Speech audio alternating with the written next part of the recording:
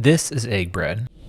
I was first introduced to it when eating street food in Seoul. I've said this before, but this is the kind of food that breaks your brain, as it's a sweet bread with a pseudo hard-boiled egg in the middle. Once returning home, I had to see if I can make this from scratch, and this is my attempt at recreating it. So to start, into a mixing bowl, I'm going to add 1 cup of all-purpose flour, then 1/3 cup of sugar, followed by 1 teaspoon of salt, and 1 teaspoon of baking powder. With all the dry ingredients in the mixing bowl, it's time to whisk them all together. Once the dry ingredients are uniform in consistency, I'm going to add the wet, which starts by adding in 1 cup of milk, then 1 whole egg, 1 teaspoon of vanilla extract, and lastly 1/3 cup of vegetable oil. Then whisk the wet into the dry until there are no dry spots remaining, and we don't want to overmix this batter because we don't want to develop any gluten. This is kind of similar to how you would make a pancake batter. As a side note, I have tried the same recipe with butter as the fat instead of vegetable oil, but I find the vegetable oil makes it a lighter, more airier texture, similar to like a muffin, which I find closer to the original egg bread that I had in Korea. Now that the batter is a pourable consistency, it's time to use a ladle to pour it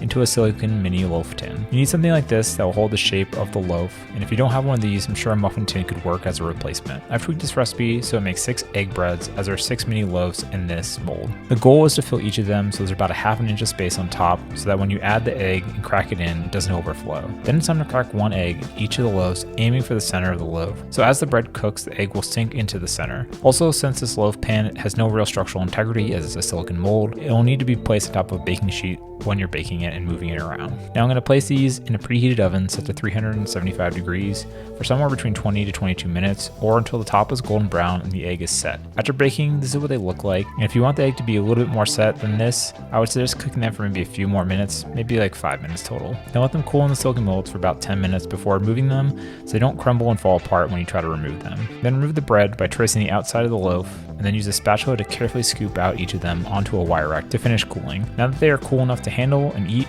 here's a cross section of this bread. As you can see, there are 3 layers, the bread on the outside, and the white, and then the yolk in the center. Now let's see how they taste. Again, it hits that nostalgia for me of that street food I had in Korea with the sweet, almost brioche outer layer, and then you get the hard-boiled egg smack in the center. I know it's not a 100% exact clone of what I had there, but it's pretty damn close, especially for being homemade. But if you have any suggestions on how to improve this recipe or make it closer to the original street food version, let me know down in the comments. And lastly, if you want to see all my adventures when I was in Seoul, watch the video on the screen right now, and don't forget to subscribe so you don't miss out on future videos, and I'll see you again soon.